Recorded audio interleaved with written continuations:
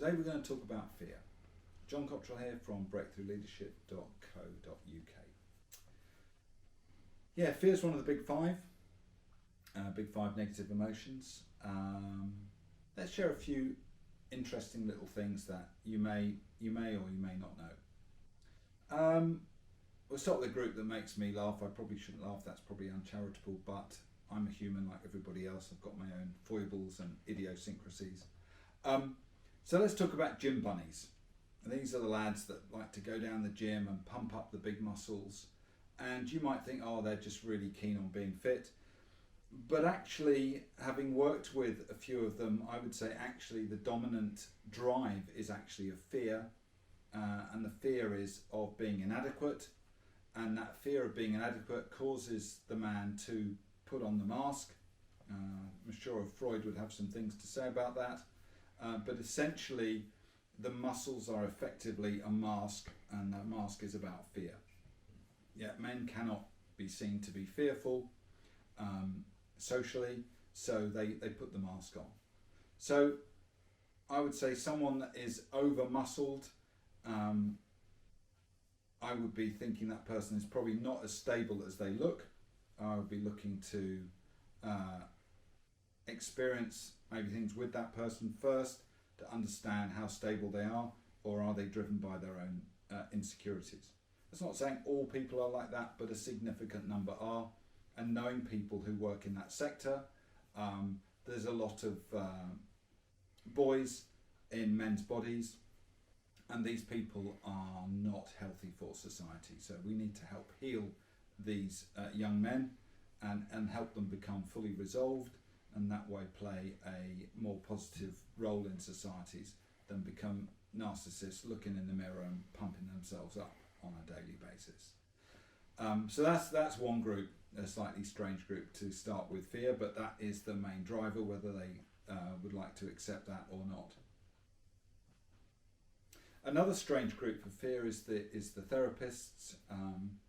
I remember in my training, I'm going back 10 years now, probably did more than 400 hours of training to get qualified, and it never ceased to amaze me how you meet people on a training course, you find out what they do, and some of these people telling me all these amazing things they did, and I was actually quite in awe of what these people were telling me. And then the next day they would have disappeared, and I'd be saying to them, well, what's happened to so-and-so? Oh, they had to go home. And this happened numerous times during the training modules that we're going through, the levels of qualification.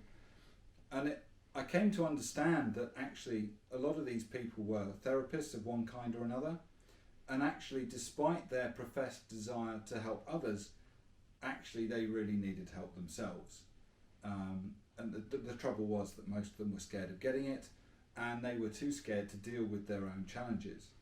So the learning from that is that yes, there are some brilliant therapists out there, there's no doubt about that, but I would actually say the majority are not so good, and like in any profession.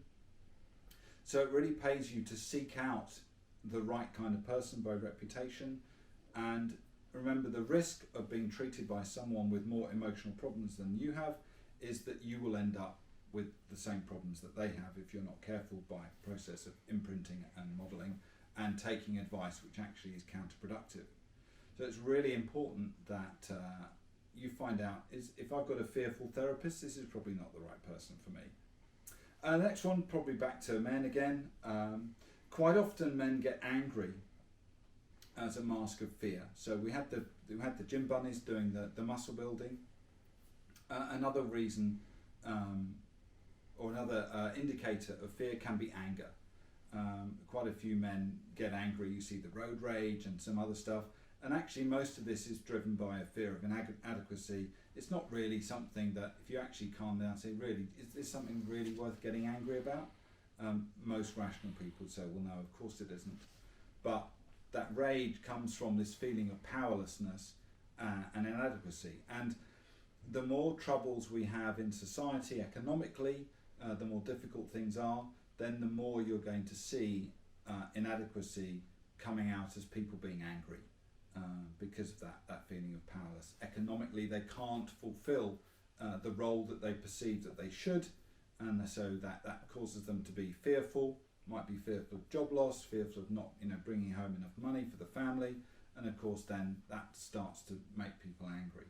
So that's really a role for governments to get to the bottom of and help people provide for themselves and their families, and we'll see less of those dysfunctional people in society. And that brings me to another important point: politics and advertising. If you look at newspaper headlines, you could be forgiven that any minute now the world would come to an end. This whole COVID-19 situation with daily death counts and everything else. I hope you're not watching all of that stuff, because that really is very negative programming. So we have a lovely combination of depression and anxiety running through society from people being locked up and being bombarded with negative information on a daily basis, and not being able to mingle with other people who, if you notice with your friends over a drink or a cup of coffee, whatever it is, you can talk about some of the things that are bothering you and maybe have a laugh about it and realise it's not so bad after all. Well, that moderating influence has largely gone with lockdown. So do stay in touch with friends and family by Zoom or Skype or phone or whatever, and share your feelings. Have a laugh about some of the things that you feel, and pop the balloon. It's really important that you don't feel inappropriate negative emotions, and particularly fear. Fear just holds you back from doing what you want to do, and it doesn't serve any useful purpose for you. So again, if you like this, give us a like, follow, and if you need professional help, do get in touch. Thank you very much.